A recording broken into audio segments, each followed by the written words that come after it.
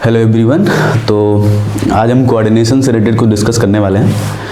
तो पहले हम ये देख लेते हैं कि कोऑर्डिनेशन जो है वो हमारे नेट गेट के लिए या फिर जो भी एग्ज़ाम्स पीजी के बाद होते हैं उनके लिए कितना इम्पोर्टेंट है और उनमें क्या क्या टॉपिक्स हैं। तो यहाँ पे सबसे पहले कोऑर्डिनेशन केमिस्ट्री।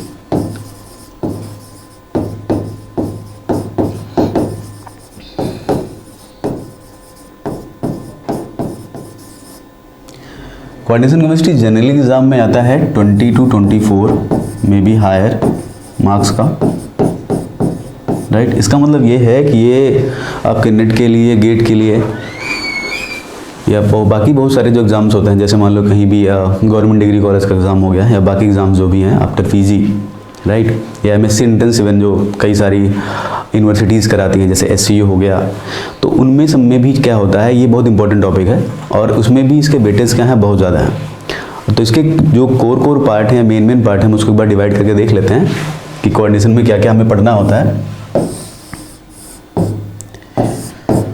तो एक तो हमें इसमें पढ़ना है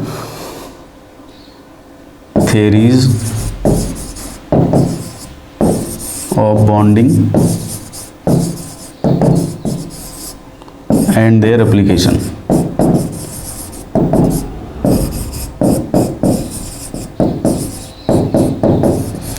इसमें हम क्या क्या पढ़ते हैं, theories of bonding and application में हम इसमें पढ़ते हैं वर्नर थियरी,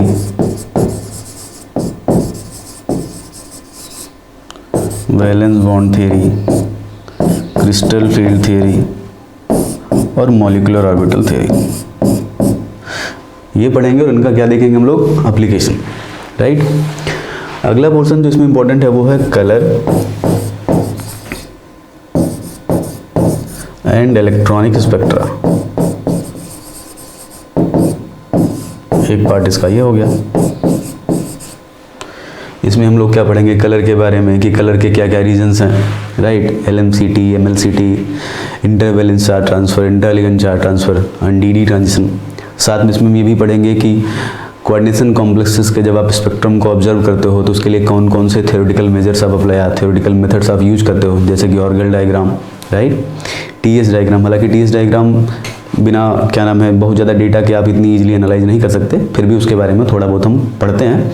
और ज़्यादातर हमें जो डेटा या ज़्यादातर जो हमें चीज़ें ऑब्जर्व होती हैं, ज़्यादातर थ्योरेटिकली जो हमें चीज़ें मिलती हैं वो मिलती हैं हमें ऑर्गल डायग्राम से। तो ऑर्गल डायग्राम से हमें एक दो चीज़ें और पता चल जाएंगी, कितने number off spin allowed transitions हैं, राइट, और फिर कितने नंबर ऑफ एब्जॉर्प्शन बैंड्स आने चाहिए। फिर साथ में हम इसमें एक चीज़ और पढ़ लेंगे कि जो हमारी कोऑर्डिनेशन कॉम्प्लेक्सेस में एब्जॉर्प्शन पीक्स आती हैं वो अनसिमेट्रिकल क्यों होती हैं, मतलब ब्रॉड आते हैं, कहीं पे शोल्डर आ जाता है, वो सब चीज़ें हम इसमें डिस्कस करेंगे। अगला पोर्शन जो है वो है मैग्नेटिज्म का। अगला पार्ट इसका मैग्नेटिज्म में हम क्या क्या पढ़ते हैं, कोऑर्डिनेशन कॉम्प्लेक्सेस के मैग्नेटिक बिहेवियर के बारे में, उसी में साथ में हम ferromagnetic, ferrimagnetic, antiferromagnetic, spin crossover, ये कई सारी चीज़ें पढ़ेंगे इसमें हम। और साथ में इसमें एक चीज़ और देखेंगे इसी में मैग्नेटिज्म में ही, स्पिन ऑर्बिटल कपलिंग या स्पिन ऑर्बिट कपलिंग, और साथ में ये भी देखेंगे कि जो हमारा ऑर्बिटल कंट्रीब्यूशन होता है वो कब कब होता है मॉलिक्यूल्स में, कब कब कॉम्प्लेक्सेस में होगा, जिसकी वजह से जो उनका कैलकुलेटेड मैग्नेटिक मोमेंट की वैल्यू आती है वो हमारे एक्सपेरिमेंटल से क्या करती है, वेरी करती है। तो इससे भी कई सारे एग्जाम हमारे कई सारे क्या नाम है क्वेश्चन जो हैं बहुत सारे एग्जाम में आते हैं इससे। और इसका जो अगला पार्ट है वो है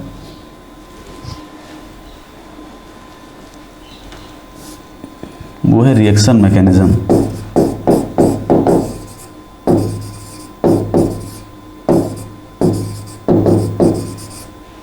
राइट। जो रिएक्शन मैकेनिज्म है ना, ये कोऑर्डिनेशन का ये भी एक इम्पॉर्टेंट पार्ट है और एग्जाम में जनरली से कई बार क्वेश्चन आता है, मतलब लगभग हर बार आता है, एक या दो क्वेश्चन, मतलब जनरली आप मान सकते हो कि 8 to 10 मार्क्स का, राइट। बाकी भी टॉपिक का वेटेज है, बट जो रिएक्शन मैकेनिज्म है, जैसे कि पिछली बारी या इससे पिछली बार में गेट में, नेट में, इनमें सब में क्या होता है, इवन अभी कुछ दिनों पहले मैंने यूपी गवर्नमेंट डिग्री कॉलेज वाला पेपर देखा था, तो उसमें भी क्वेश्चन आते हैं इससे, राइट। जैसे इसमें हमें क्या क्या पढ़ना होता है, इसमें हमें पढ़ना है इलेक्ट्रॉन ट्रांसफर रिएक्शंस के बारे में, और एसिड हाइड्रोलिसिस, बेस हाइड्रोलिसिस या substitution reaction in octahedral complexes, square planar complexes and tetrahedral complexes. और थोड़ा सा हमें इसमें एक चीज़ देखना है कि जो कॉम्प्लेक्सेस होते हैं उनकी नेटनेस क्या है, उनकी लेवलिटी क्या है, उनकी थर्मोडायनेमिक स्टेबिलिटी क्या है, इन सब के बारे में। और साथ में एक सबसे लास्ट इसमें आता है हमारे पास, जो नेट के लिए उतना इम्पोर्टेंट नहीं है, बस ये वाला पोर्शन इम्पोर्टेंट उसमें, isomerism and IUPAC nomenclature.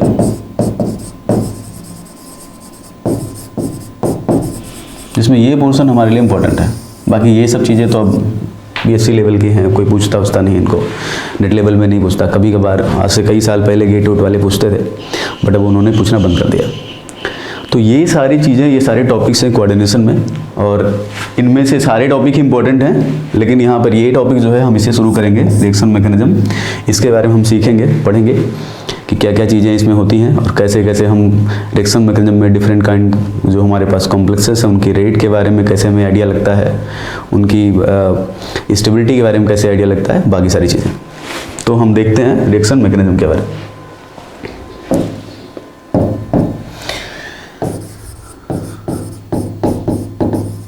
Reaction mechanism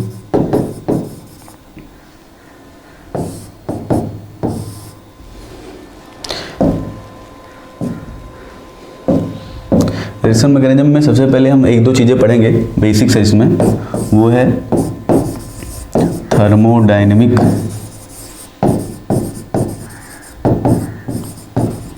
and kinetic stability of complexes.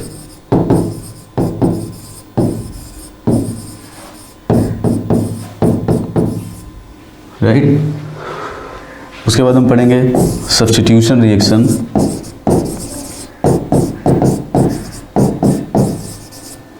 substitution reaction in complexes having coordination number 4 and coordination number 6। Right, इसी में हम लोग पढ़ेंगे कि एसिड हाइड्रोलिसिस क्या होता है, बेस हाइड्रोलिसिस क्या होता है, न्यूट्रल हाइड्रोलिसिस क्या होता है। फिर उसमें साथ में जैसे कोऑर्डिनेशन नंबर 4 में हम पढ़ेंगे स्क्वायर प्लेनर के ट्रांसपोर्ट क्या है, उसका रेट पे क्या फ़र्क पड़ता है। राइट, अगला हम देखेंगे इसमें इलेक्ट्रॉन ट्रांसफर रिएक्शन या रिडॉक्स रिएक्शन।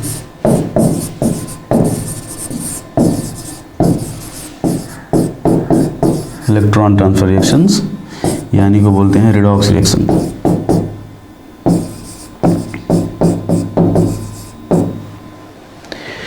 इसमें हम देखेंगे दो चीज़ें, दो तरह की रिएक्शन कॉमनली पढ़ते हैं हम। एक होता है इनर स्फीयर और दूसरा होता है आउटर स्फीयर।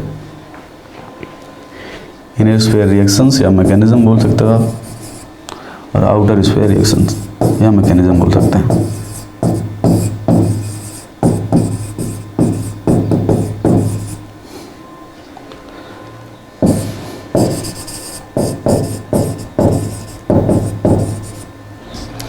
ठीक है, तो इतनी चीज़ें हमें पढ़नी है मैकेनिज्म में। हालांकि स्टेबिलिटी वाला पोर्शन भी हमने इसमें ऐड कर दिया है, थर्मोडायनेमिक और काइनेटिक स्टेबिलिटी वाला। तो हम एक ही करके पढ़ते हैं रिएक्शन मैकेनिज्म के बारे में। तो सबसे पहले हम पढ़ेंगे स्टेबिलिटी ऑफ कॉम्प्लेक्सेस, जो दो तरीके की है, थर्मोडायनेमिक स्टेबिलिटी और kinetic stability. Stability of complexes. देखो, किसी भी कॉम्प्लेक्स की स्टेबिलिटी जो है वो जनरली देखी जाती है एक्वस मीडियम में। इसका मतलब ये हुआ कि जब भी हम कभी लिखते हैं कि कोई भी पर्टिकुलर कॉम्प्लेक्स की थर्मोडायनेमिक स्टेबिलिटी क्या है या उसकी काइनेटिक स्टेबिलिटी क्या है, तो हमारा जो मीडियम है क्या होता है, वो वाटर। राइट, तो सिंपली स्टेबिलिटी किस में देखी जाती है, एक्वस मीडियम में। और कौन कौन से पैरामीटर हैं जिसके रिस्पेक्ट में स्टेबिलिटी देखी जाती है, दो तरह के पैरामीटर आप डिसाइड कर सकते हो या करते हैं हम लोग। एक होता है थर्मोडायनेमिक पैरामीटर, जिसके अंदर आप इलेक्ट्रोड पोटेंशियल की बात करते हो, जिसके अंदर आप गिब्स फ्री एनर्जी की बात करते हो, जिसके अंदर आप बॉन्ड एनर्जी की बात करते हो, और दूसरा होता है काइनेटिक पैरामीटर, जिसके अंदर हम किसकी बात करते हैं, एक्टिवेशन एनर्जी या रेट कांस्टेंट की, राइट। तो हम क्या लिख सकते हैं यहाँ पर, simple, stability of complex, stability of a complex refers to its existence in aqueous medium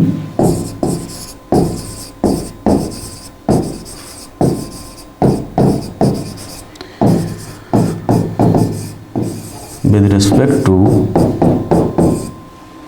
क्या क्या, बॉन्ड डिसोसिएशन एनर्जी या bond energy, bond dissociation energy,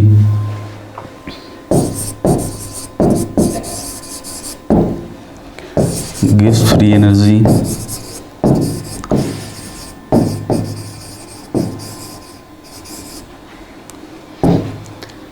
electrode potential,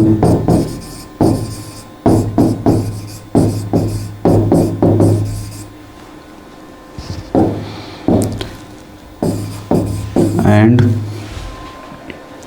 rate constant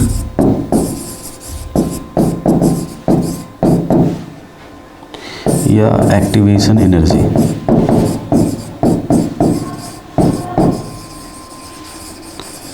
इन सब प्रॉपर्टीज़ के रिस्पेक्ट में क्या देखते हैं हम, स्टेबिलिटी देखते हैं किसी भी कॉम्प्लेक्स की, किसमें, एक्वस सॉल्यूशन में, राइट। तो देखो इनमें दो चीज़ें हमने लिखी हैं, ये जो पैरामीटर्स हैं यहाँ से यहाँ तक, ये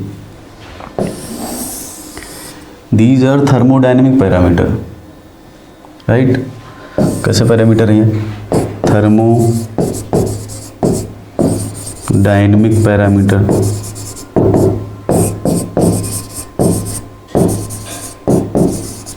और ये जो है ये क्या है, ये है kinetic parameter.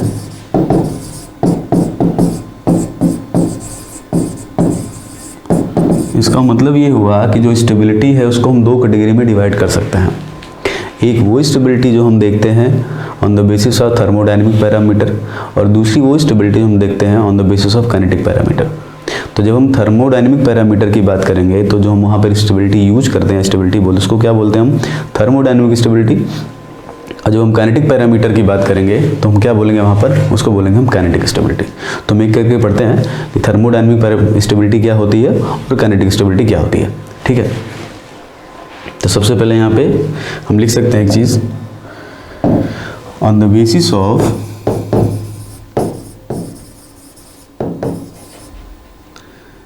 these parameters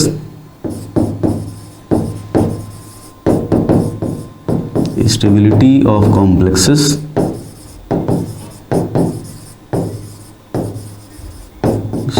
of complexes have been divided into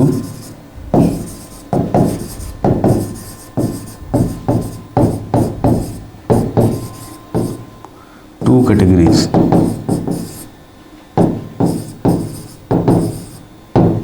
right, पहली एक को बोलते हैं हम थर्मोडायनेमिक स्टेबिलिटी, जो कि थर्मोडायनेमिक पैरामीटर पे बेस्ड है, और दूसरी है हमारी काइनेटिक स्टेबिलिटी। दोनों का मीनिंग बिल्कुल अलग है, दोनों का एक दूसरे से कोई रिलेशन नहीं है, और ये दोनों बातें जो हमने बोली कि दोनों एक दूसरे से अलग हैं और दोनों का एक दूसरे से कोई रिलेशन नहीं है, वो आगे आने वाले सारे लेक्चर में हम समझ लेंगे। बहुत ही सिंपल है ये, ठीक है। तो एक एक हम लोग पढ़ते हैं। सबसे पहले हम लोग पढ़ेंगे थर्मोडायनेमिक स्टेबिलिटी के बारे में। तो देखो यहाँ पे लिख लेते हैं हम लोग पहले थर्मोडायनेमिक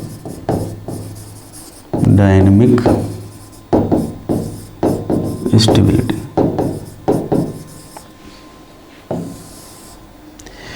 देखो थर्मोडायनेमिक स्टेबिलिटी किसी भी कॉम्प्लेक्स जब आप एक्वस सॉल्यूशन में देखते हो तो एक्चुअली ये बताता है या इसे मेज़र ये किया जाता है कि किसी भी मेटल कटायन का किसी भी लिगेंड के साथ बाइंड करने की टेंडेंसी कितनी ज़्यादा है। या किसी भी मेटल कटायन का किसी पर्टिकुलर कॉम्प्लेक्स को फॉर्म करने की टेंडेंसी कितनी ज़्यादा है। अब एक सिंपल सी बात सोचिए, अगर एक मेटल कटायन एक लिगैंड के साथ स्ट्रांगली बाइंड करेगा तो इसका मतलब ये हुआ कि उस लिगैंड के साथ उसकी कॉम्प्लेक्स फॉर्मेशन टेंडेंसी क्या है, ज़्यादा है। भाई जितना अच्छा बॉन्ड होगा इसका मतलब क्या हुआ, उसके साथ उतना स्ट्रांगली बॉन्ड बनाएगा, उतना उसके साथ जुड़ना चाहेगा। इसका मतलब क्या है कि वो पर्टिकुलर मेटल कटायन की उस पर्टिकुलर लिगैंड के साथ बाइंड करने की टेंडेंसी ज़्यादा है। और जब मेटल लिगैंड बाइंड हो जाते हैं तो क्या बन जाता है, कॉम्प्लेक्स बन जाता है। तो कहने का मतलब एक तरह से हम ये बोल सकते हैं कि जो ये थर्मोडायनेमिक स्टेबिलिटी है बेसिकली क्या है, वो बॉन्ड एनर्जी पे डिपेंडेंट है। या बॉन्ड एनर्जी ही अगर ज़्यादा है तो इसका मतलब क्या हुआ कि मेटल कटायन का किसी पर्टिकुलर लिगैंड के साथ जुड़ने की टेंडेंसी क्या होगी, ज़्यादा होगी। या कहने का मतलब है जो कॉम्प्लेक्स फॉर्मेशन टेंडेंसी वो भी क्या होगी, ज़्यादा होगी। राइट। तो कहने का मतलब ये है जो थर्मोडायनेमिक स्टेबिलिटी है वो डायरेक्टली किससे रिलेटेड है, वो रिलेटेड है बॉन्ड एनर्जी से। मतलब किसी भी मेटल कटायन की लिगैंड के लिए जितनी एफिनिटी ज़्यादा होगी इसका मतलब वो पर्टिकुलर कॉम्प्लेक्स की थर्मोडायनेमिक स्टेबिलिटी उतनी क्या होगी, ज़्यादा। राइट। तो सिंपल हम क्या लिख सकते हैं यहाँ पे, thermodynamic stability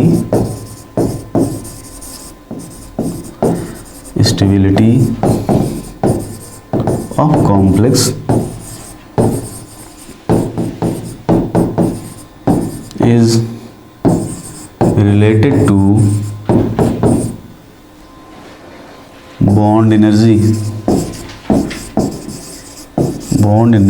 of metal ligand bond। Right. जितनी ज़्यादा बॉन्ड एनर्जी होगी, जितना स्ट्रॉन्गर बॉन्ड होगा, इसका मतलब कॉम्प्लेक्स की थर्मोडायनेमिक स्टेबिलिटी उतनी क्या होगी, ज़्यादा होगी।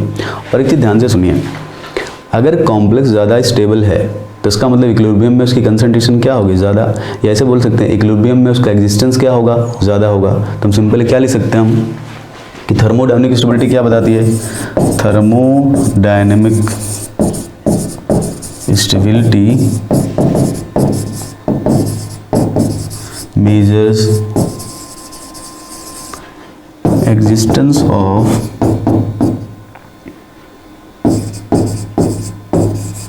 complex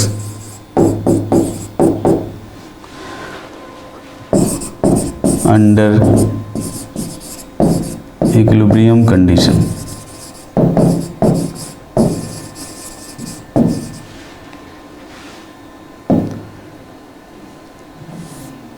under equilibrium condition.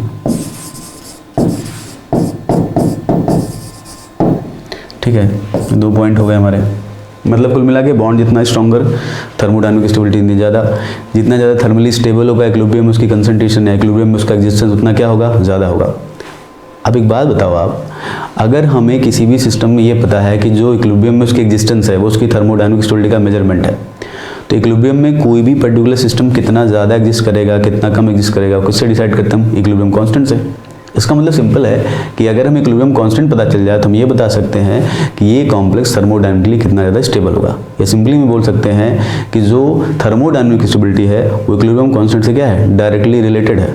मतलब higher the value of equilibrium constant more will be the thermodynamic stability of complex. Simple है ना। तो हम क्या लिख सकते हैं, एक चीज़ यहाँ पे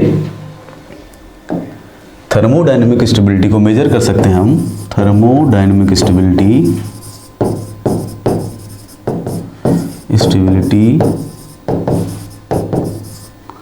is measured या expressed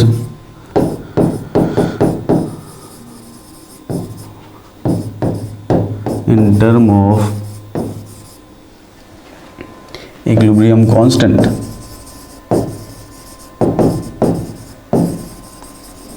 या इस इक्विलिब्रियम कांस्टेंट को हम बोलते हैं स्टेबिलिटी कांस्टेंट।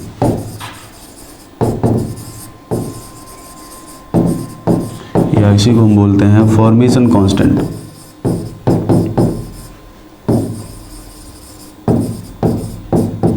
राइट। मतलब सिंपल है, हमने यहाँ से क्या सीखा कि higher the value of equilibrium constant more will be the thermodynamic stability of particular complex. Right. तो सिंपल हमने क्या सीखा, थर्मोडायनेमिक स्टेबिलिटी का मतलब क्या है, ये सिंपली क्या है, इक्विलिब्रियम में कोई भी कॉम्प्लेक्स कितना एग्जिस्ट करता है उसको मेजर करता है। कितना एग्जिस्ट करेगा कितना नहीं करेगा डिपेंड करेगा मेटल लिगैंड बॉन्ड कितना क्या है, स्ट्रॉन्गर।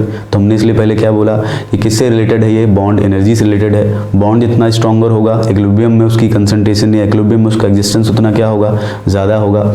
और जितना ज़्यादा एग्जिस्टेंस इक्विलिब्रियम में होगा इसका मतलब ये है कि जो इक्विलिब्रियम कांस्टेंट है, या उसी को फाइनली जो स्टेबिलिटी कांस्टेंट है, या उसको जो बोल सकते हैं फॉर्मेशन कांस्टेंट है, उसकी वैल्यू उतनी क्या होगी, ज़्यादा होगी। और वो जितनी ज़्यादा होगी इसका मतलब हमारा कॉम्प्लेक्स थर्मोडायनेमिकली उतना क्या है, स्टेबल है। कहने का मतलब अगर हमें इक्विलिब्रियम कांस्टेंट पता है तो हम क्या बता सकते हैं, उसकी थर्मोडायनेमिक स्टेबिलिटी, राइट। तो हम यहाँ से लिख सकते हैं आगे,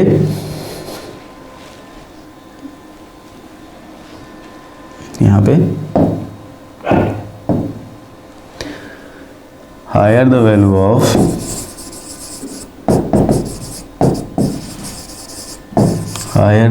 of equilibrium constant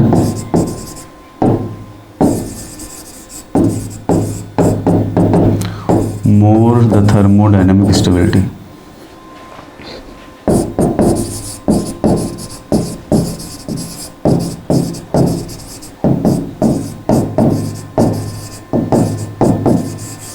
राइट। आगे एक चीज़ और देख सकते हो आप, यहाँ पे हम एक रिलेशन जानते हैं, as we know delta G not equal to होता है minus R T L N K, right, या के इक्विलिब्रियम। यहाँ से भी आइडिया लगा सकते हो आप, इसकी वैल्यू जितनी ज़्यादा होगी डेल्टा जी उतना क्या होगा, नेगेटिव, और डेल्टा जी जितना नेगेटिव होगा इसका मतलब सिस्टम की थर्मोडायनेमिक स्टेबिलिटी इतनी क्या है, ज़्यादा है। एक रिलेशन और हम यहाँ से ले सकते हैं, delta G equal to minus N E naught F, simply हम क्या ले सकते हैं, minus R T L N K minus N E naught F. मतलब ये है कि आप इसको मेजर करोगे तब भी थर्मोडायनेमिक स्टेबिलिटी बता सकते हो, ई नॉट को मेजर करोगे तब भी थर्मोडायनेमिक स्टेबिलिटी बता सकते हो। इसलिए हमने क्या लिखा था पहले डेफिनेशन में कि वो जो थर्मोडायनेमिक पैरामीटर हैं, जैसे इलेक्ट्रोड पोटेंशियल हो गया, गिब्स फ्री एनर्जी हो गया, बॉन्ड डिसोसिएशन एनर्जी हो गया, इन सबको जब मेजर करके आप स्टेबिलिटी बताते हो तो कौन सी होती है, वो थर्मोडायनेमिक स्टेबिलिटी होती है। लेकिन जब हम रेट कांस्टेंट की बात करते हैं, जब हम एक्टिवेशन एनर्जी की बात करते हैं, तो जो स्टेबिलिटी होती है वो क्या होती है, काइनेटिक होती है। तो यहाँ से भी हम बता सकते हैं कि ये थर्मोडायनेमिक हमारा पैरामीटर है, ये थर्मोडायनेमिक पैरामीटर है। तो ये सारे यहाँ से हम बता सकते हैं कि जैसे जैसे इसकी वैल्यू ज़्यादा होगी वैसे वैसे डेल्टा जी क्या होगा, नेगेटिव, और सिस्टम की थर्मोडायनेमिक स्टेबिलिटी उतनी क्या होगी, ज़्यादा।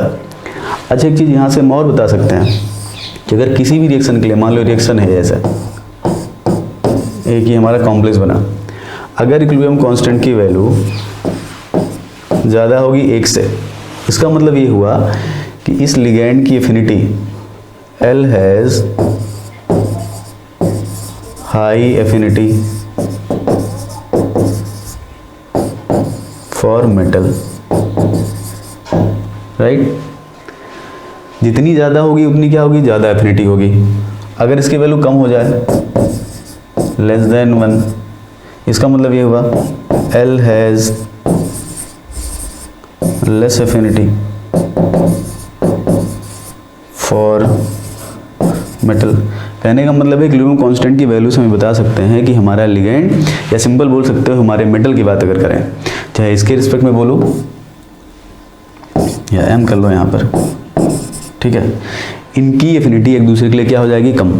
तो जितनी ज़्यादा वैल्यू इक्विलिब्रियम कांस्टेंट की होगी इसका मतलब मेटल की एफिनिटी लिगैंड के लिए उतनी क्या है, ज़्यादा, या लिगैंड की एफिनिटी मेटल की उतनी क्या है, ज़्यादा है, राइट। अगर आप एक को कांस्टेंट करते हो तो जैसे मान लो अगर आपने लिगैंड को कांस्टेंट कर दिया तो मेटल के रिस्पेक्ट में बोलोगे, अगर आपने मेटल को कांस्टेंट कर दिया तो आप किसके रिस्पेक्ट में बोलोगे, लिगैंड के रिस्पेक्ट में बोलोगे, ठीक है। तो इन सब चीज़ों से हम क्या बता सकते हैं, थर्मोडायनेमिक स्टेबिलिटी बता सकते हैं, ठीक है। आगे देखते हैं। अब देखो, जब कोई भी कॉम्प्लेक्स बनेगा तो मेटल को हम क्या लेंगे, किसी न किसी सोल्यूशन में लेंगे। पहले मेटल को सोल्यूशन में, क्योंकि देखो गैस फेज में या तो ले सकते हैं या तो किस में ले सकते हैं, एक्वस सोल्यूशन में। एक्वस सोल्यूशन क्योंकि सबसे कॉमन मीडियम वही है। तो जनरली जब किसी भी कॉम्प्लेक्स का फॉर्मेशन करना होता है तो मेटल को हम क्या लेते हैं, एक्वस मीडियम में। अब जब मेटल को एक्वस मीडियम में लेंगे तो आपको पता है मेटल कैसा होगा, हाइड्रेटेड, तो उसके चारों तरफ क्या होगा, वाटर मॉलिक्यूल अरेंज रहेगा, राइट। उसके बाद क्या होगा, जब लिगैंड को आप उससे ऐड करोगे तो वाटर मॉलिक्यूल क्या होगा, रिप्लेस होता रहेगा। एक रिप्लेस होगा, दूसरा रिप्लेस होगा, तीसरा रिप्लेस होगा, चौथा रिप्लेस होगा। तो कैसे, ऐसे हम यहाँ पे लिखते हैं, ये मान लो हमारे पास मेटल कैटायन है कोई, तो एक्वस मीडियम में अगर ये है तो हम उसको ऐसे दिखा सकते हैं, ये H2O X N+, राइट। अब यहीं से क्या होगा हमारा एक लिगेंड हम यहाँ से ऐड करेंगे तो यहाँ से क्या होगा कि वाटर बाहर निकलेगा, right, plus L minus H2O, तो हमारा क्या बनेगा ऐसे complex X minus 1 L N plus, हम यहाँ पे L को क्या मान लेते हैं, ये है neutral monodentate ligand, neutral monodentate ligand. तो इस तरह से रिएक्शंस होती है। अब जो इसमें रिएक्शन हो रही है उसमें हमने यहाँ पर कितने लिगेंड को रिप्लेस किया है, सिर्फ एक हो सकता है, 2 रिप्लेस हो जा सकता है, 3 हो सकता है, 4 हो सकता है, 5। तो अगर मान लो हमें कोई भी ऐसा कॉम्प्लेक्स बनाना है जहाँ पर हमें सारे के सारे L चाहिए, तो सारे के सारे L क्या होगा, स्टेप वाइज में हटेगा और फाइनली एक बार क्या हो जाएगा, एक स्टेप ऐसी आएगी जहाँ पर सारे के सारे वाटर मॉलिक्यूल हमारे क्या हो जाएंगे, बाहर निकल आएंगे। मतलब पहले वाटर को L हटाएगा, फिर दूसरे को हटाएगा, फिर तीसरे को हटाएगा, फिर चौथे को। तो ये जो रिएक्शन होगी क्या होगी, वो स्टेप वाइज, और हर स्टेप का एक क्या होगा हमारा इक्विलिब्रियम कांस्टेंट, जिसको क्या बोलेंगे हम स्टेप वाइज इक्विलिब्रियम कांस्टेंट, या उसको क्या बोल सकते हैं हम स्टेप वाइज फॉर्मेशन कांस्टेंट, या उसी को हम क्या बोल सकते हैं हम step wise stability constant, right. तो हम पहले ये देख लेते हैं कि स्टेप वाइज फॉर्मेशन कांस्टेंट होता क्या है, उसके बाद फिर क्या देख लेंगे क्या स्टेप वाइज फॉर्मेशन कांस्टेंट में जो वेरिएशंस होते हैं वो कैसे कैसे होते हैं, ठीक है। तो यहाँ पे हम क्या लिखेंगे, step wise formation of complex, step wise formation of complex,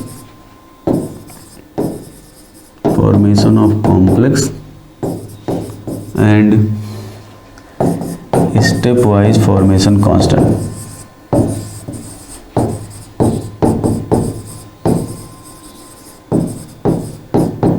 right, simple देखो,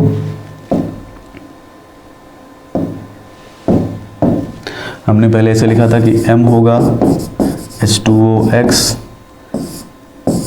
n प्लस यहाँ से L, हम इसे दिखा सकते हैं m H2OX minus 1 L n plus यहाँ पे क्या है वाटर। ऐसे एक स्टेप हो गई, इसी तरह दूसरी, तीसरी, चौथी, पांचवी। लेकिन देखो क्योंकि हमें पता है कि सब यहाँ पर वाटर ही लगा हुआ है, इसलिए हम फॉर सेक ऑफ सिंप्लिसिटी हम वाटर को नहीं दिखाते। फॉर सेक ऑफ सिंप्लिसिटी, अपनी सुविधा के लिए हम MH2O6 n प्लस को सिंपली क्या लिख देते हैं, हम m लिख देते हैं, ठीक है, या Mn प्लस लिख देते हैं, राइट। लेकिन सबसे बेहतर है m से समझ लेते हैं हम, ठीक है, आसान रहेगा हमारे लिए। जैसे मान लो हम इसकी जगह क्या लिख देते हैं, सिंपल m, तो पहला L जुड़ेगा तो क्या हो जाएगा, ml बनेगा, ये पहली स्टेप हो गई। तो क्या लिखेंगे यहाँ पर, ये K1 अगर है तो K1 क्या हो जाएगा, इक्विलिब्रियम कांस्टेंट कैसे निकालते हैं, प्रोडक्ट की कंसंट्रेशन डिवाइडेड बाय रिएक्टेंट की कंसंट्रेशन, तो क्या हो जाएगा ml डिवाइडेड बाय ml। ऐसे दूसरी स्टेप पे से करेंगे ml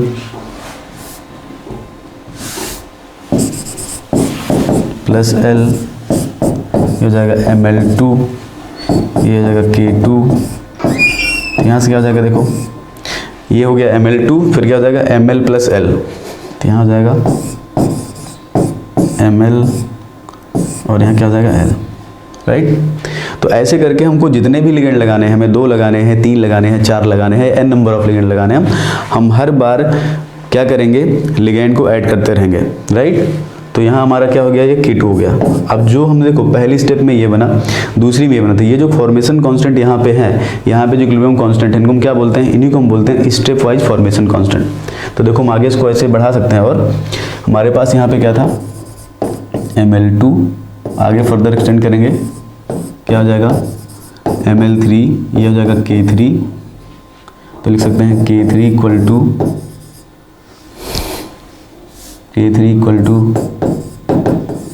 ml3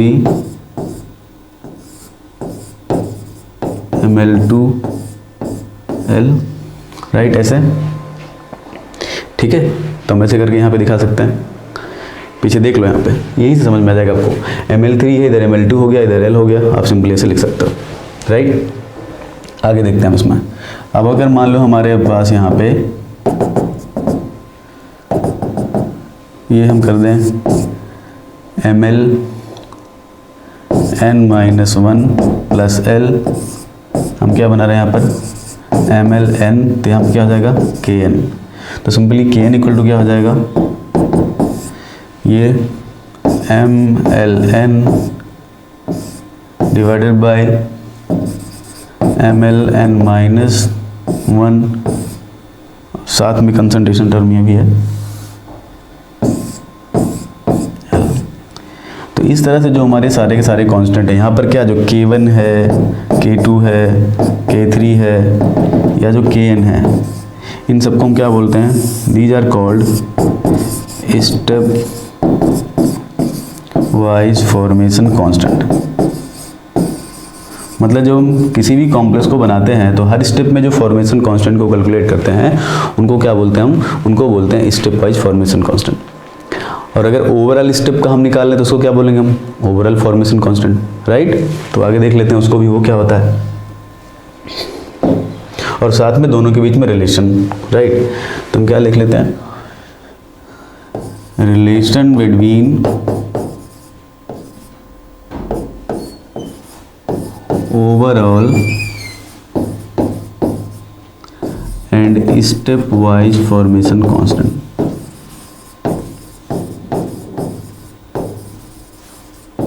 step wise formation constant, देखो अभी हमने लिखा था m प्लस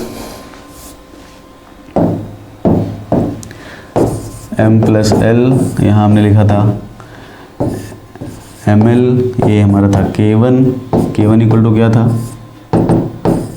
ml m की कंसंट्रेशन, l की कंसंट्रेशन, इस तरह ml प्लस l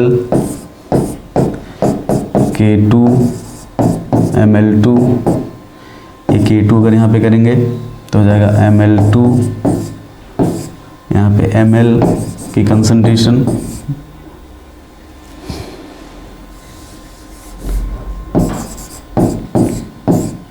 और L। सिमिलरली इस तरह हम क्या कर सकते हैं, यहाँ पर वही finally mln-1 plus L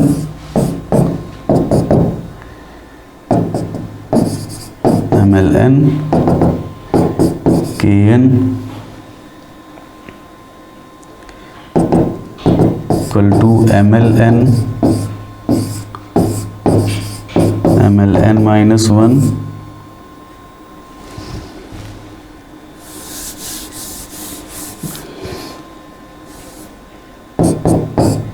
mln की कंसंट्रेशन डिवाइडेड बाय mln-1 और यहाँ पे L। इनको सबको अगर हम फाइनली यहाँ पर ऐड कर लें, राइट, सिंपल, तो सिंपली हमारा क्या आएगा m प्लस nl और क्या आएगा हमारा mln। तो ये जो ओवरऑल हमने यहाँ पर लिखा, इसके लिए हम नोटेशन दिखाते हैं बीटा n, यही हमारा क्या है, this is called overall formation constant. जब स्टेप में कैलकुलेट करेंगे तो स्टेप वाइज, अब एक साथ कैलकुलेट करेंगे तो क्या बोलते हैं उसको, ओवरऑल फॉर्मेशन कांस्टेंट, राइट। मतलब जो फॉर्मेशन कांस्टेंट है, स्टेबिलिटी कांस्टेंट, को दो तरीके से हम कैलकुलेट कर सकते हैं। एक तो ऐसे जो हर स्टेप का कैलकुलेट करें, पहली का, दूसरी का, तीसरी का, और एक हम क्या है ओवरऑल रिएक्शन का। मान लो m से हमारा mln बनता है, तो जो पूरा का पूरा फॉर्मेशन कांस्टेंट को क्या बोलते हैं हम, ओवरऑल फॉर्मेशन कांस्टेंट या ओवरऑल स्टेबिलिटी कांस्टेंट। रिलेशन देखो इनमें क्या होगा, सिंपल, जो बीटा n होता है या ओवरऑल फॉर्मेशन कांस्टेंट है, वो जितने भी स्टेप वाइज फॉर्मेशन कांस्टेंट का क्या होता है, वो मल्टीप्लिकेशन, राइट, सिंपल। तो यहाँ पे क्या करना है आपको, bn क्या होता है, K1 multiplied by K2 multiplied by K3 and finally multiplied by what, Kn। इसका मतलब ये हुआ कि अगर हमें stability constant, step wise formation constant का आइडिया है तो हम ओवरऑल फॉर्मेशन कांस्टेंट क्या है कैलकुलेट कर सकते हैं। जैसे मान लो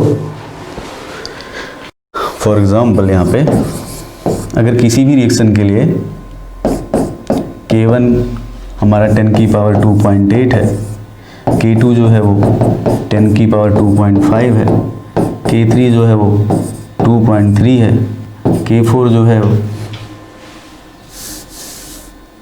K3 जो है वो है 10 की पावर 2.3, K4 जो है वो है 10 की पावर 1.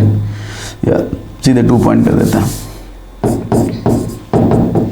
10 की पावर 2.4, राइट।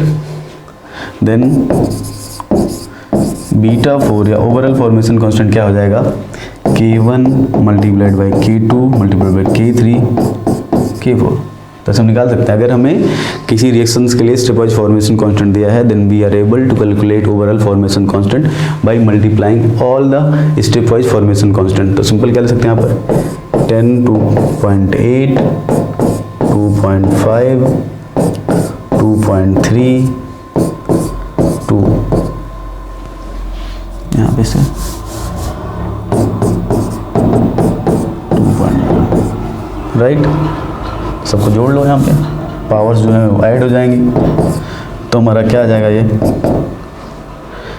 5, 3, 8, 8, 6, 2, 2, 2, कितना आ जाएगा यहाँ पे ये 9। तो हमारा क्या आ जाएगा, बीटा 4 हमारा आ जाएगा 9.6, राइट। तो हम सिंपली यहाँ से क्या निकाल सकते हैं, ओवरऑल फॉर्मेशन कांस्टेंट। तो हमने क्या क्या सीखा, थर्मोडायनामिक स्टेबिलिटी है क्या।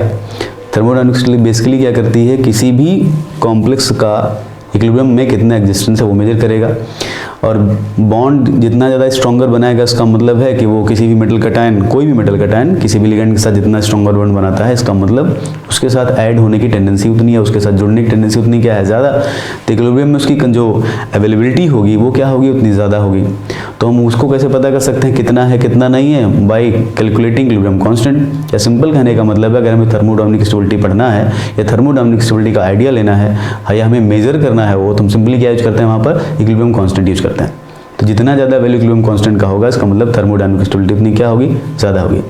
अब जैसे जैसे इक्विलिब्रियम कांस्टेंट की वैल्यू बढ़ेगी, इसका मतलब हम ये भी बोल सकते हैं कि मेटल की लिगेंड के लिए एफिनिटी या लिगेंड की मेटल के लिए एफिनिटी उतनी क्या है, ज़्यादा। अगर इक्विलिब्रियम कांस्टेंट की वैल्यू कम आएगी तो मेटल की लिगेंड के लिए एफिनिटी या लिगेंड की मेटल के लिए एफिनिटी उतनी क्या हो जाएगी, कम हो जाएगी। इसको हम कंपेयर भी कर सकते हैं। जैसे मान लो अगर हम एक्वा सोल्यूशन में मेजर कर रहे हैं, तो एक्वा सोल्यूशन में अगर हमारा के की वैल्यू मतलब वाटर को रिप्लेस कर रहे हैं लिगेंड से, जैसे कि मान लो ये, मान लो हम ऐसे करते हैं कि m हमारे पास ऐसे है H2OX n प्लस, यहाँ पर लिगेंड हमने लिखा ये M H2OX -1 Ln प्लस। तो अगर यहाँ पर इक्विलिब्रियम कांस्टेंट की वैल्यू या फॉर्मेशन कांस्टेंट की वैल्यू अगर ये ज़्यादा है,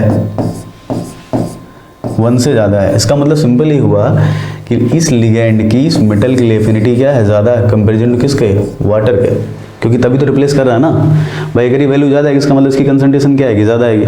तो अगर इसकी वैल्यू 1 से ज़्यादा आती है, इसका मतलब सिंपल है कि इसकी एफिनिटी इस मेटल के लिए क्या है, ज़्यादा, किसके रिस्पेक्ट में, वाटर। तुम क्या लिख सकते हैं, दिस लिगेंड हैज़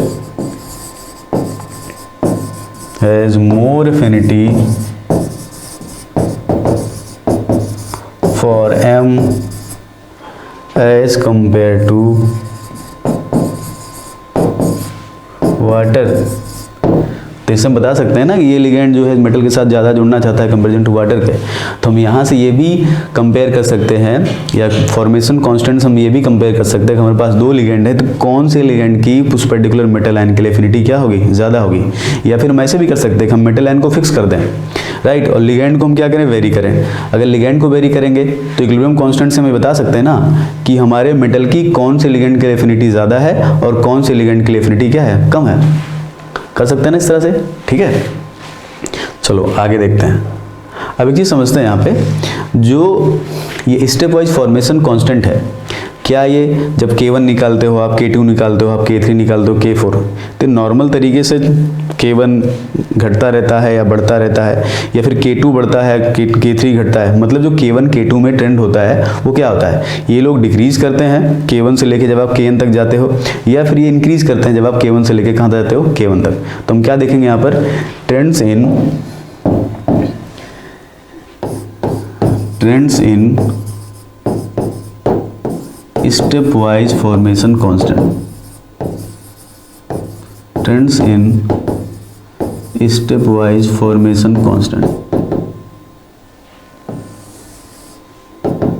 राइट। देखो तो जनरल ऑब्जर्वेशन क्या है, जनरली क्या होता है, Kn is greater than Kn+1, मतलब ये हुआ कि अगर आप मल्टी स्टेप रिएक्शन करा रहे हो तो जो इनिशियल्स या शुरुआत के केस में जो लिगेंड को रिप्लेस करते हो तो उसके केस में जो इक्विलिब्रियम कांस्टेंट होगा या जो स्टेप वाइज फॉर्मेशन कांस्टेंट होगा उससे फर्दर स्टेट वाले से जनरली क्या होता है, ज़्यादा होता है, राइट। इसका मतलब सिंपल है, मैं n की जगह पे यहाँ पे मैं क्या करूँ, अगर मैं n की जगह पे 1 रख दूँ, इफ़ n इक्वल टू 1, तो इसका मतलब क्या हुआ, k1 is greater than what, k2। ये जनरल ऑब्जर्वेशन है किसका, स्टेप वाइज फॉर्मेशन कांस्टेंट का, राइट। क्यों होता है ये, इसको पहले समझते हैं। तो यहाँ लिख सकते हैं दिस इज ड्यू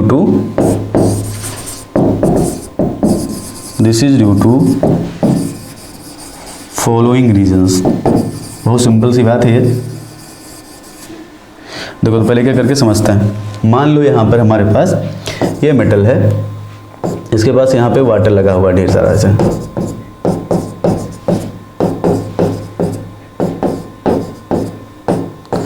अगर हमने यहाँ से एक लिगेंड को रिप्लेस किया +L माइनस वाटर यहाँ किया हमने, तो वाटर यहाँ बचेगा, यहाँ L लगा दो, कहीं भी लगा दो, सारी पोजीशन सेम है ऐसे, ठीक है। अब अगर आप दूसरी बार यहाँ पे L रिप्लेस करोगे +L वाटर करोगे तो ध्यान से देखो, पहले यहाँ पर L क्या है, इसके पास चॉइसेस क्या है, ज़्यादा, कई सारी ऐसी पोजीशन है जहाँ पर क्या कर सकता है, अटैक कर सकता है, राइट। लेकिन जब एक वाटर यहाँ से हट जाएगा तो अब ये लिगेंड के पास चॉइसेस क्या हो गई हैं, कम हो गई है। कहने का मतलब ये है, पहले इसके जुड़ने की टेंडेंसी क्या थी, ज़्यादा, क्योंकि कहीं भी जुड़ जाए हर जगह क्या था, वाटर। अभी क्या है, पहले से एक लिगेंड, एक वाटर को हटा के क्या रख दिया हमने, लिगेंड रख दिया है, तो अब क्या एफिनिटी या जुड़ने की टेंडेंसी पहले जितनी रहेगी, नहीं रहेगी, क्योंकि अब इसे क्या करना पड़ेगा, सेलेक्ट करना पड़ेगा ना, क्योंकि यहाँ तो जुड़ नहीं सकता, यहाँ जुड़ सकता है। तो कहने का मतलब जब आप फर्दर स्टेप में जोड़ने जाते हो ना, तो लिगेंड के ऐड होने की एफिनिटी क्या हो जाती है, कम हो जाती है। क्यों कम हो जाएगी, क्योंकि ऑलरेडी आपने वाटर को हटा के क्या लगा दिया, लिगेंड, फिर एक लिगेंड लग जाएगा, अगली स्टेप में क्या हो जाएगा, फिर 4 ही पोजीशन बचेंगे, फिर अगली स्टेप में क्या होगा, और कम पोजीशन बचेंगे, फिर अगली स्टेप में क्या होगा, और कम पोजीशन बचेंगे। कहने का मतलब है धीरे धीरे जो है वो, क्योंकि वहाँ पर हर जगह पहले L हमारा प्रेजेंट हो जाता है, तो जो बाइंडिंग टेंडेंसी है या जुड़ने की जो एफिनिटी है वो क्या हो जाती है, कम हो जाती है। तो क्या लिखेंगे यहाँ पर, decrease in affinity for binding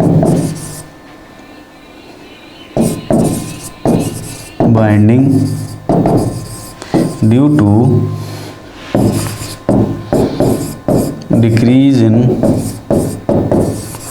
number of H2O ligands. इसका मतलब उतनी आसानी से नहीं जुड़ पाएगा जितनी आसानी से क्या होता था, पहले जुड़ जाता था, राइट। ठीक है, यस, कहने का मतलब है उसके पास जो चांसेस हैं, उसके पास जो ऐड होने के चांसेस हैं वो क्या है, कम है, राइट। दूसरा देखो, अब यहीं से समझ लेते हैं। मान लो कि हमारा ये लिगेंड क्या है, एनायनिक है, राइट। अगर एनायनिक होगा तो ऑलरेडी यहाँ पे क्या लेके आएगा, माइनस चार्ज। अगर आप दूसरा लिगेंड जोड़ोगे जिसके पास माइनस चार्ज होगा तो इस माइनस में क्या बढ़ेगा, रिपल्सन बढ़ेगा ना। अगर रिपल्सन बढ़ेगा तो क्या इसका एडिशन फेवरेबल होगा, नहीं फेवरेबल होगा, क्योंकि ऑलरेडी क्या करेगा, रिपेल करेगा। तो अगर हमारे पास मान लो लिगेंड हमारे एनायनिक लिगेंड हैं, जो कि ज़्यादातर लिगेंड हमारे एनायनिक ही होते हैं, अगर लिगेंड के पास हमारे पास नेगेटिव चार्ज है तो फर्दर एडिशन भी क्या होगा, वो फेवरेबल नहीं होगा बिकॉज ऑफ रिपल्सन। इसलिए पहला तो एल आसानी से जुड़ जाएगा, या पहले एल के जुड़ने के बाद जो कॉम्प्लेक्स बनेगा उसकी फॉर्मेशन टेंडेंसी क्या होगी, ज़्यादा, उसका स्टेबिलिटी कॉन्स्टेंट क्या होगा, ज़्यादा होगा।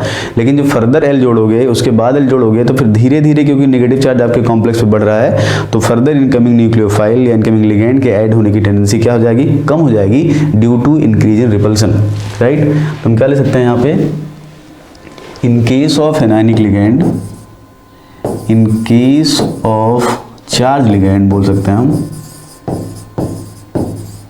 चार्ज लिगेंड, बेसिकली यहाँ पर anionic ligands, anionic ligands, there is increase in repulsion, hence less affinity of binding of L, less affinity of binding of L, मतलब L की जो बाइंडिंग एफिनिटी होगी वो क्या हो जाएगी, कम हो जाएगी। एक और केस यहाँ से पॉसिबल है कि आप जानते हो कि अगर फर्दर आप लिगेंड को जोड़ोगे और लिगेंड आपका बल्कियर साइज का है, तो ये भी पॉसिबल है कि धीरे धीरे क्या सिस्टम हो जाए, बल्कीनेस बढ़ जाए। अगर बल्कीनेस बढ़ जाएगा तो एडिशन ऑफ फर्दर लिगेंड क्या होगा, वो भी क्या होगा, अनफेवरेबल। तो हम इसको भी लिख सकते हैं, इन case of bulkier ligands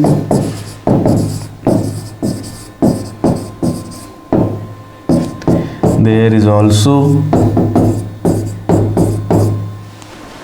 increase in repulsion, hence less affinity to bind with metal, to bind with, देखो कितना सिंपल है, ध्यान से सुनो। पहले मान लो सारे वाटर थे, क्योंकि एक सोल्यूशन में रिएक्शन करा रहे हैं, तो कोई भी अगर आएगा तो उसको ये थोड़ी देखना है कि कहाँ लगना है कहाँ नहीं, जहाँ मन के लग जाए वहाँ पे। लेकिन जब अगला वाटर आएगा, अगला लिगेंड आएगा, तो उसके पास क्या, अब तो चॉइसेस कम हो गई ना। पहले 6 पोजीशन थी, अभी कितनी बची उसके पास, 5।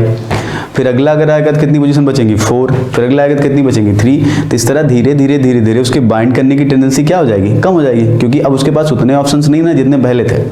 इसलिए क्या हो जाएगा, फर्दर जो एडिशन होगा उसके केस में जो उनके या फर्दर ऐड होने की जो टेंडेंसी होगी वो क्या हो जाएगी, वो कम हो जाएगी। अगर वो कम हो जाएगी तो जो फॉर्मेशन कांस्टेंट की वैल्यू है वो क्या हो जाएगी, कम हो जाएगी। दूसरा, लिगेंड जनरली हमारे क्या होते हैं, एनायनिक होते हैं। ऐसा नहीं कि सिर्फ एनायनिक ही होते हैं, लेकिन ज़्यादातर क्या है, एनायनिक। तो मान लो आपने कोई एक लिगेंड ऐड किया, दूसरा लिगेंड अगर आप ऐड करोगे तो एनायनिक लिगेंड जैसे ही मेटल पे जाएगा वो क्या जनरेट करेगा, वहाँ पर नेगेटिव चार्ज डेंसिटी जनरेट करेगा। तो अगर अगला लिगेंड फर्दर आएगा तो उसके पास भी तो नेगेटिव चार्ज है, मेटल पे ऑलरेडी नेगेटिव चार्ज डेंसिटी आ चुकी है, ऑलरेडी जो दूसरा लिगेंड है वो भी नेगेटिव लेके आ रहा है। तो जब वो जुड़ेगा तो दोनों में क्या होगा, इलेक्ट्रॉनिक रिपल्सन। रिपल्सन जब होगा तो उसके ऐड होने की टेंडेंसी क्या हो जाएगी, कम हो जाएगी अपने आप, क्योंकि ऐड थोड़ी करेगा, क्योंकि ऐड करने के लिए पहले रिपल्सन को क्या करना पड़ेगा, ओवरकम। इसका मतलब है पहले वाले के कंपैरिजन में जो एफिनिटी है वो क्या हो गई है, कम हो गई है। इसलिए भी जो Kn होगा वो Kn+1 से क्या होगा, ज़्यादा होगा।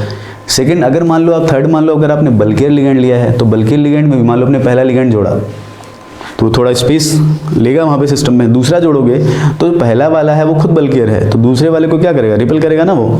फिर दूसरा भी मान लो अगर आपने जोड़ दिया परेशानी से, आसानी से तो होगा नहीं वो।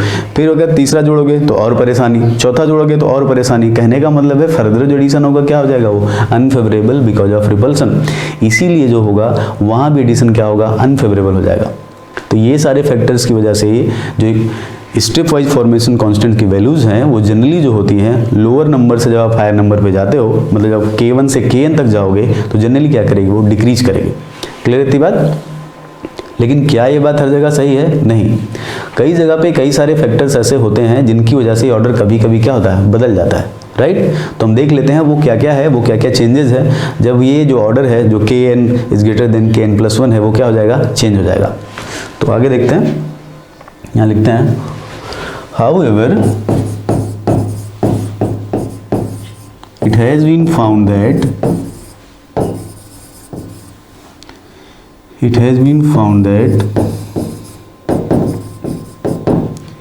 Kn+1 is greater than Kn when, लेकिन कब, इंपॉर्टेंट है, ठीक है, when there is geometrical change, right. Geometrical change का मतलब है कि आपकी ज्योमेट्री बदल जाए, ऑक्टा से टेट्रा हो जाए, टेट्रा से ऑक्टा हो जाए, राइट। या फिर ऑक्टा से टेट्रा, मतलब सिंपल है कि जो ज्योमेट्री आपने इनिशियल में लेके शुरुआत किया था, जैसे मान लो आप ऑक्टाहेड्रल से शुरुआत की हो और फाइनली जाके आपका जो प्रोडक्ट बन जाए वो क्या बन जाए, आपका टेट्राहेड्रल। या फिर जिस स्टेप में आप कंपेरिजन कर रहे हो वहाँ से स्टेप में क्या हो जाए, कोऑर्डिनेशन नंबर 6 से क्या हो जाए, 4 हो जाए, ज्योमेट्रिकल चेंज हो जाए। या फिर दूसरा क्या हो जाए, इलेक्ट्रॉनिक चेंज हो जाए, इलेक्ट्रॉनिक चेंज। कुछ लोग इसको ऐसे बोल देते हैं कि ये क्या है, हमारा हिस्टेरिक फैक्टर है, राइट, हिस्टेरिक फैक्टर, और इसको क्या बोल देते हैं लोग, इलेक्ट्रॉनिक फैक्टर। खैर इन सब चीज़ों से घबराने की बात नहीं है, सिर्फ टर्मिनोलॉजी में फ़र्क होता है बस, बाकी मीनिंग वही है। इलेक्ट्रॉनिक चेंज में देखो कैसे है, अगर मान लो पहली स्टेप से आपका कोई कॉम्प्लेक्स बना, दूसरी में कोई कॉम्प्लेक्स बना, तीसरी में, अगर जो इलेक्ट्रॉनिक स्टेट है हर स्टेप में क्या है, फिक्स, तो फिर इसका मतलब क्या है, इलेक्ट्रॉनिक चेंज तो हुआ ही नहीं है सिस्टम में, राइट। तो फिर जो नॉर्मल ऑर्डर चलता है वही चलेगा, क्या होगा, K N will be greater than K N plus 1। लेकिन अगर मान लो किसी स्टेप में इलेक्ट्रॉनिक चेंज हो जाए, मतलब सिस्टम आपका लो स्पिन से हाई स्पिन चला जाए, या सिंपल बोल दो हाई स्पिन से लो स्पिन चला जाए, तो वहाँ पे पॉसिबल है कि आपका जो सिस्टम है वहाँ पर इक्विलिब्रियम कांस्टेंट की वैल्यू क्या आ जाए, रिवर्स हो जाए, राइट। तो दो चीज़ें हो सकती हैं, जब ज्योमेट्रिकल चेंज होगा तब ऐसा पॉसिबल है, और दूसरा जब इलेक्ट्रॉनिक चेंज होगा मतलब high spin to low spin conversion होगा। क्योंकि आपको पता है कि अगर हाई स्पिन से लो स्पिन गया तो एक चीज़ बहुत तेज़ी से बढ़ती है हाई से लो में जाने पर, वो क्या है, क्रिस्टल फील्ड स्टेबलाइजेशन एनर्जी, और वो भी एक तरह तो क्या है, स्टेबिलिटी ही तो है। तो वो जो फैक्टर है वही डोमिनेट कर लेता है, वो डोमिनेट करने की वजह से इक्विलिब्रियम कांस्टेंट की वैल्यू क्या हो जाती है, ज़्यादा हो जाती है अपने प्रीवियस स्टेप की या प्रीवियस स्टेप से, ठीक है। तो हम दोनों के एग्जाम्पल लेके करके देखते हैं कि जब ज्योमेट्रिकल चेंज होता है तो कैसे हमें पता चलेगा, और जब इलेक्ट्रॉनिक चेंज होता है तो हमें कैसे पता चलेगा। और ये क्वेश्चन एग्जाम में आते हैं, गेट में क्वेश्चन आ चुका पहले वाले पॉइंट से, ठीक है। तो देखते हैं हम इसे। देखो जैसे मान लो हमारे पास ये है CdH2O, सिंपल यहाँ लिख देते हैं हम, conversion of CD2 plus aqueous, या इसी को सिंपल ये क्या है, CdH2O6 2 plus two CdBr4 minus, right. ये हमें करना है। तो देखो स्टेप में देखते हैं, पहले CdH2O6 है 2 प्लस यहाँ क्या कर देते हैं हम, Br माइनस। सबसे पहले क्या करेंगे, वाटर को रिप्लेस करेंगे तो हो जाएगा CdH2O5 Br, यहाँ प्लस हो जाएगा प्लस वाटर। ये हो गया हमारा पहला स्टेप, K1 हो गया, CdH2O5 Br यहाँ प्लस, फिर Br माइनस फिर से ऐड करेंगे, हो जाएगा CdH2O4 Br2 प्लस यहाँ पे वाटर। ये हमारी दूसरी स्टेप हो गई। हमें कुछ करना नहीं, सिंपल इसको इसमें कन्वर्ट करना है, तो वही हम स्टेप वाइज लिख रहे हैं, बस यहाँ पर कुछ नहीं कर रहे हैं हम यहाँ पे। तीसरी स्टेप में क्या होगा, CdH2O4 Br2 plus Br minus CdH2O thrice Br3 minus plus water. तीसरी स्टेप हो गई इसका, K3 हो गया, CdH2O thrice Br3 thrice minus. अब इसमें ध्यान से देखो सिस्टम में, यहाँ पे क्या है, हमें सीधे अगला Br माइनस अगर ऐड करेंगे तो यहाँ से सारे वाटर मॉलिक्यूल निकलने चाहिए, तभी तो बनेगा फाइनली वो। क्योंकि नहीं, अगर हम फिर से ये करेंगे हमें Br माइनस ऐड करना है फिर वाटर निकालना है, तो Br का नंबर क्या हो जाएगा, ज़्यादा हो जाएगा। इसका मतलब इस फोर्थ स्टेप में क्या हो जाएंगे, सारे के सारे वाटर मॉलिक्यूल क्या हो जाएंगे, बाहर निकल जाएंगे। CdBr4 माइनस 2 माइनस प्लस यहाँ पे क्या हो जाएगा 3 वाटर मॉलिक्यूल। ये हमारा क्या है, K4। अब ध्यान से देखो, हर स्टेप में जो वाटर मॉलिक्यूल का रिमूवल था वो कितना हो रहा था, 1 1 और 1। और जो ज्योमेट्री थी रिएक्टेंट और प्रोडक्ट की वो भी क्या थी, कोऑर्डिनेशन नंबर 6, मतलब सब में क्या था, ऑक्टाहेड्रल। फोर्थ स्टेप में देखो वाटर मॉलिक्यूल कितने निकले हैं, 3, और यहाँ ज्योमेट्री क्या हो गई इसकी, सिंपल टेट्राहेड्रल। तो देखो ज्योमेट्री चेंज होने से हुआ क्या है, ध्यान सुनो, इधर कितने मॉलिक्यूल्स हैं, 1 और 2, 2 इधर हैं, इधर बने कितने हैं, 1 और 2, 2 मॉलिक्यूल। हर केस में जितना इधर मॉलिक्यूल था उतना इधर है, लेकिन इस वाले लास्ट केस में देखो इधर 2 लोग हैं लेकिन इधर जनरेट कितने लोग हुए हैं, 4। इसका मतलब ये हुआ कि जो फोर्थ स्टेप है इसमें जो इंट्रोपी चेंज है क्या है, वो सबसे ज़्यादा, राइट, बहुत ज़्यादा है। तो अगर इंट्रोपी चेंज ज़्यादा होगा, कहने का मतलब डेल्टा एस की वैल्यू क्या है इस स्टेप के लिए, delta S is positive, right, या लिख सकते हैं delta S is high, right, positive value में। और हमें पता है डेल्टा एस जितना ज़्यादा पॉजिटिव होगा, delta G equal to delta H minus T delta S से हम जानते हैं कि ये वैल्यू जितनी ज़्यादा पॉजिटिव होगी ये वैल्यू उतनी क्या हो जाएगी, नेगेटिव, मोर नेगेटिव हो जाएगा ये, और ये जितना नेगेटिव होगा KF उतना क्या हो जाएगा, हाई, राइट। KF हाई होने का मतलब जो हमारा फोर्थ इक्विलिब्रियम कांस्टेंट है या fourth step wise formation constant, उसकी वैल्यू क्या हो जाएगी, ज़्यादा हो जाएगी।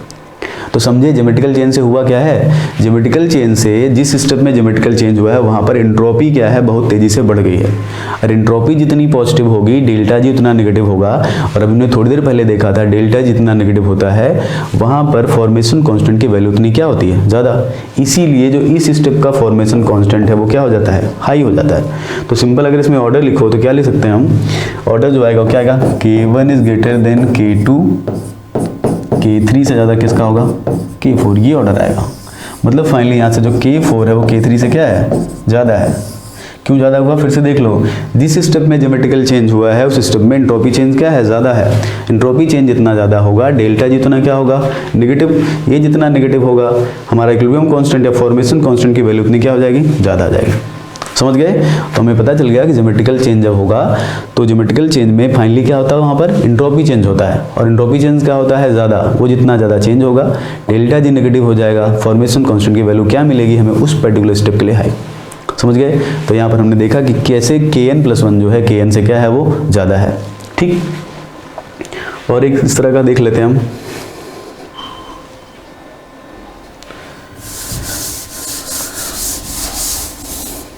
क्वेश्चन कर लेते हैं। ठीक है।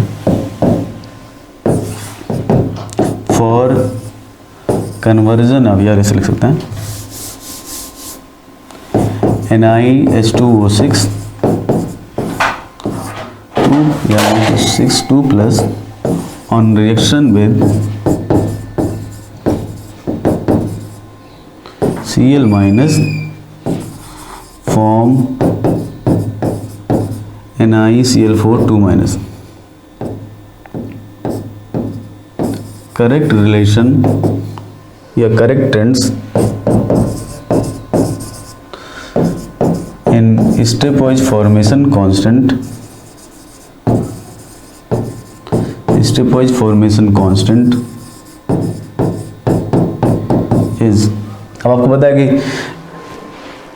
वाटर 6 निकले होंगे, 4 Cl जुड़ा होगा, तो इसका मतलब कितने स्टेप वाइज फॉर्मेशन कांस्टेंट होंगे, 4 ही होंगे ना, क्योंकि 4 बार में तो खत्म हो जाएगा। तो K1 K2 K3 और K4, तो उसमें आपको बताना है ट्रेंड क्या होगा।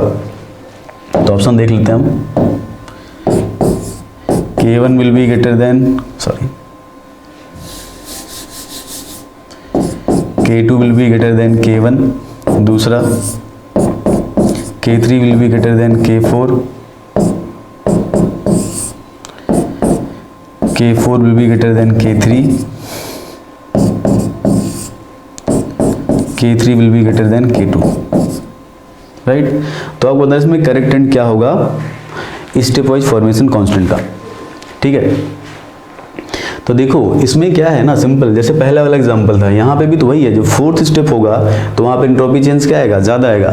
तो उस स्टेप में एंट्रोपी चेंज अगर ज़्यादा आएगा तो जो K4 वैल्यू है या उस स्टेप का जो फॉर्मेशन कांस्टेंट है अपने प्रीवियस स्टेप से क्या हो जाएगा, ज़्यादा हो जाएगा। तो सिंपल सा एग्जाम्पल तो है, यहाँ पर भी कुछ नहीं करना, सिंपल क्या हो जाएगा, ये आपका आंसर हो जाएगा, क्योंकि बाकी सब जगह तो नॉर्मल है। क्योंकि जब K1 आप पहला हटाओगे तो ऑक्टाहेड्रल से ऑक्टाहेड्रल, दूसरा अगर रिप्लेस करोगे तो ऑक्टा से ऑक्टा, तीसरा रिप्लेस करोगे तो ऑक्टा से ऑक्टा, चौथे में क्या हो जाएगा, ऑक्टा से क्या हो जाएगा, टेट्रा। तो वहीं पे तो एंट्रोपी चेंज ज़्यादा होगा। तो फोर्थ स्टेप वाले में ही आपको क्या मिलेगी, एबनॉर्मल बिहेवियर। मतलब जो हम नॉर्मली पढ़ते हैं कि Kn+1 से ज़्यादा होता है, उसके बियॉन्ड हमें जो मिलता है Kn+1 is greater than Kn, मतलब एबनॉर्मल बिहेवियर कम मिलेगा जहाँ पर ज्योमेट्रिकल चेंज होगा या जिस स्टेप में क्या होगा, ज्योमेट्रिकल चेंज। जहाँ पे ज्योमेट्रिकल चेंज नहीं है वहाँ पर आपको नॉर्मल ऑर्डर मिलेगा, वही Kn will be greater then Kn+1। तो पहला रिप्लेस करोगे, दूसरा रिप्लेस करोगे, तीसरा रिप्लेस करोगे तो कुछ नहीं होगा। सिर्फ फोर्थ स्टेप में, मतलब कौन सी स्टेप में, ये जब आप रिप्लेस करोगे NiH2O thrice Cl3 minus plus Cl minus करोगे तो क्या बनेगा, NiCl4 2 माइनस प्लस 3H2O। यहाँ पर आपका क्या हो गया, ये ऑक्टाहेड्रल था, ये क्या हो गया आपका टेट्राहेड्रल। यहाँ 3 वाटर मॉलिक्यूल या 4 मॉलिक्यूल्स बनेंगे जैसे पिछले वाली कुछ था। तो यहाँ पर एंट्रोपी चेंज क्या होगा, हाई।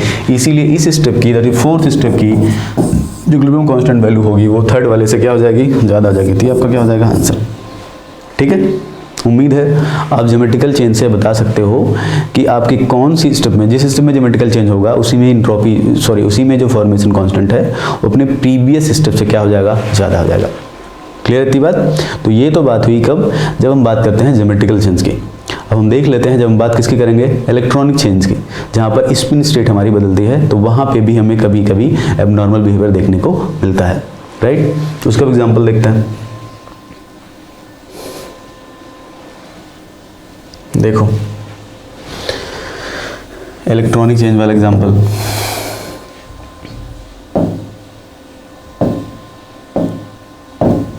हमारे पास मान लो ये है, सिंपल लिख लेते पहले यहाँ पे ऐसा,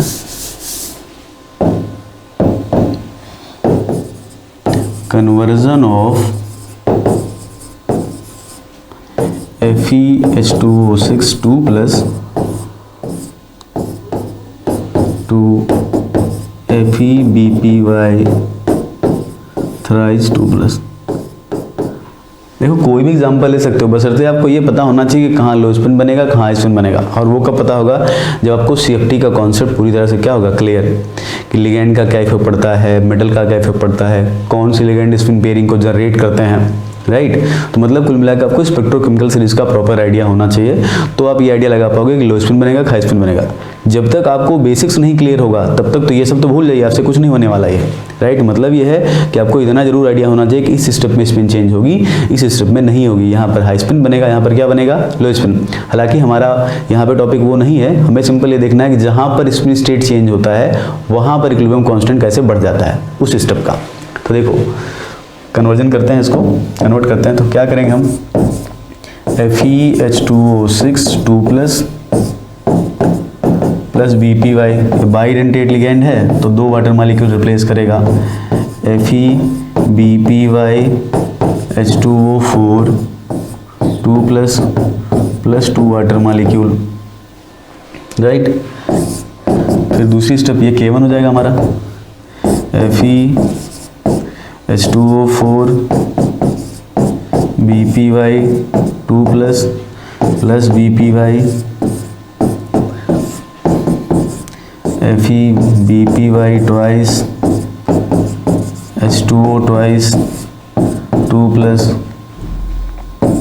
2 वाटर मॉलिक्यूल। अच्छा एक चीज़ है ध्यान रखना, ये क्वेश्चन जो है ना एक गेट में आ चुका है, ठीक है, ये गेट में आ चुका एग्जाम में है, तो हमने वही एग्जाम्पल आपको करवा दिया यहाँ पे।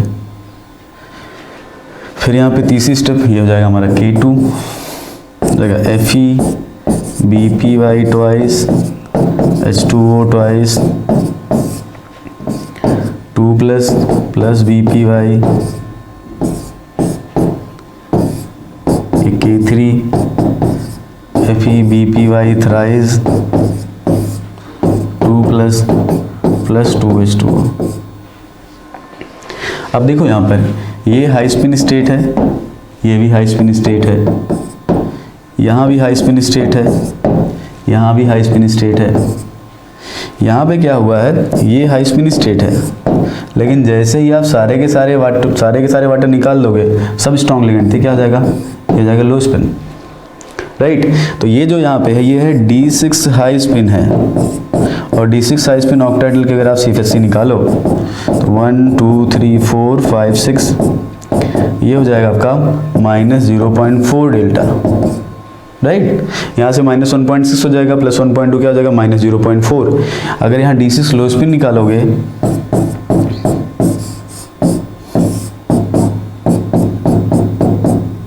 तो लो स्पिन कॉम्प्लेक्स बनेगा, तो यहाँ CFSC कितनी हो जाएगी, -2.4 डेल्टा। तो यहाँ से यहाँ जाने पे कितना बढ़ा है,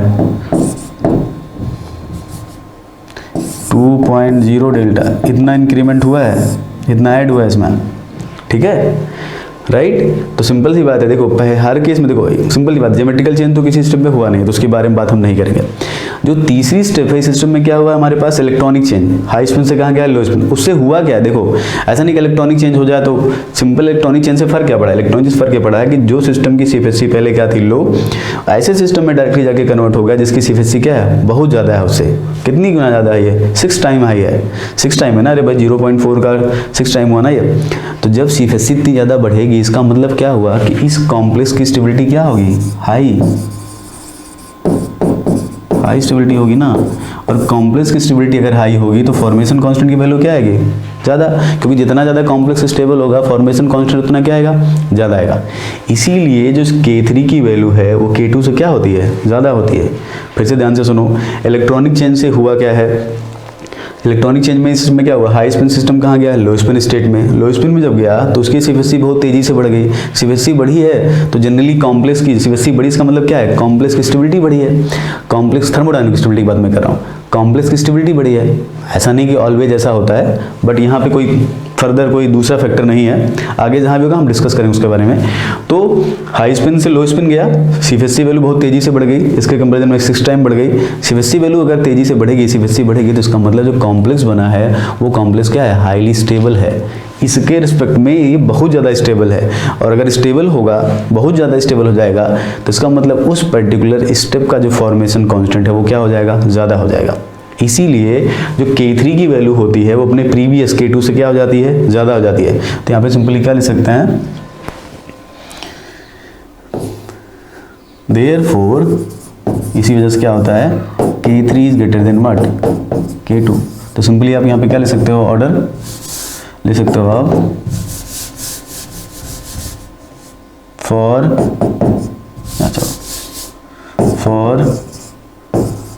conversion of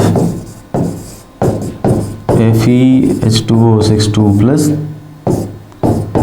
2 FeBpY thrice 3 plus 2 plus sorry not 3 plus K1 is greater than K2 is greater than K3, ये करेक्ट है।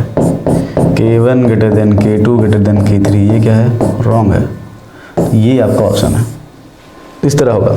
क्यों ऐसा हुआ है, this is because of what, this is because of change in spin state, right. तो हमने क्या क्या पढ़ा, थर्मोडायनामिक स्टेबिलिटी है क्या, और थर्मोडायनामिक स्टेबिलिटी को हम मेजर किस में करते हैं, term of formation constant, equilibrium constant, stability constant, right. Stability constant भी कैसा है, वो स्टेप वाइज है, जब आप हर स्टेप का निकालोगे, मतलब पहला लिगेंड हटाया, दूसरा हटाया, तीसरा हटाया, चौथा हटाया, फिर एक आप क्या करो, टोटल का कैलकुलेट कर लो, मतलब ओवरऑल फॉर्मेशन कांस्टेंट रिलेशन क्या होता है, जो बीटा एन होता है या ओवरऑल फॉर्मेशन कांस्टेंट होता है वो क्या होता है, beta N is equal to होता है K1 multiplied by K2 multiplied by what, Kn, मतलब जितने भी स्टेप वाइज फॉर्मेशन कांस्टेंट सबको मल्टीप्लाई कर दोगे तो आपका क्या जाएगा, ओवरऑल फॉर्मेशन कांस्टेंट आ जाएगा। फिर हमने देखा कि जो स्टेप वाइज फॉर्मेशन कांस्टेंट है उसमें लोअर नंबर से हायर नंबर जाते हैं तो जनरली वैल्यू क्या होती है, वो स्टेप वाइज फॉर्मेशन कांस्टेंट की डिक्रीज करती है। क्यों ऐसा होता है, हमने पढ़ा कि पहले अगर मान लो हमारे पास जैसे एक्वा सोल्यूशन में हम रिएक्शन कराते हैं तो वाटर होगा, तो पहला लिगेंड आएगा तो उसके पास चॉइसेस बहुत सारी ज़्यादा हैं, वो एफिनिटी क्या होगी उसके लिए ज़्यादा होगी, उसके पास ज़्यादा चांसेस है जुड़ने के, आराम से जुड़ जाएगा। दूसरे के लिए एफिनिटी क्या, दूसरा जो आएगा उसके पास चांसेस कम होंगे, स्टेरिक फैक्टर या स्टैटिकल फैक्टर आप बात कर सकते हो। तीसरा, चौथा, पाँचवा ऐसे ऐसे धीरे धीरे टेंडेंसी क्या हो जाएगी, जुड़ने की कम हो जाएगी।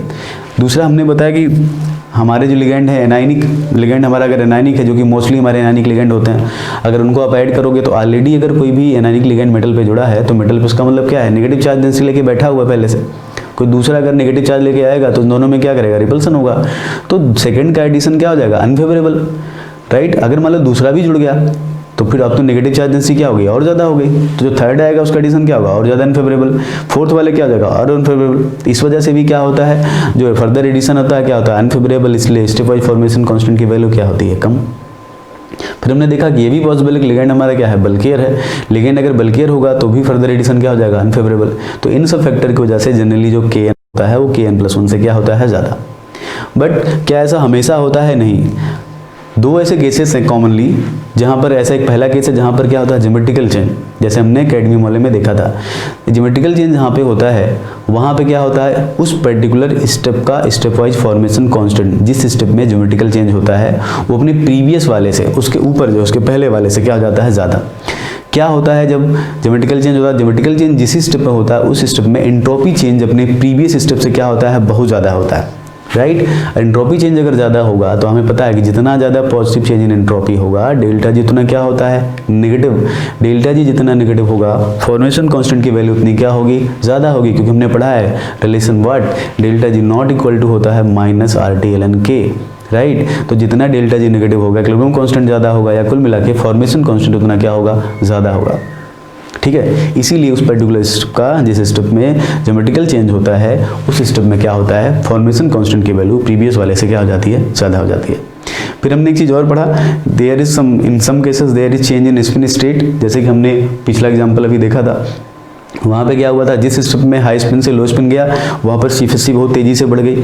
सीफेसी बहुत तेज़ी से बढ़ी, इसका मतलब कॉम्प्लेक्स की स्टेबिलिटी बहुत तेज़ी से इन्हांस कर गई। इसीलिए उस पर्टिकुलर स्टेप का जो फॉर्मेशन कांस्टेंट है अपने प्रीवियस वाले से क्या हो गया, ज़्यादा हो गया। तो जनरली ये होता है kn is greater than kn+1, but in cases when where there is change in, there is geometrical change or there is change in spin state, this order can be reversed, that is this can be kn+1 greater than kn। But ध्यान रखना, previous से ही compare करना, पूरे ऊपर से लेके top से नहीं, बगल बगल वालों का कंपेयर करना, क्योंकि वहीं पे कंपेयर क्या होगा, ज़्यादा सही होगा, ज़्यादा सुटेबल होगा। ठीक है, राइट। तो आज हम यहाँ तक इतना पढ़ेंगे, अगली क्लास में पढ़ेंगे फैक्टर्स अफेक्टिंग थर्मोडायनामिक स्टेबिलिटी। ठीक है, थैंक यू।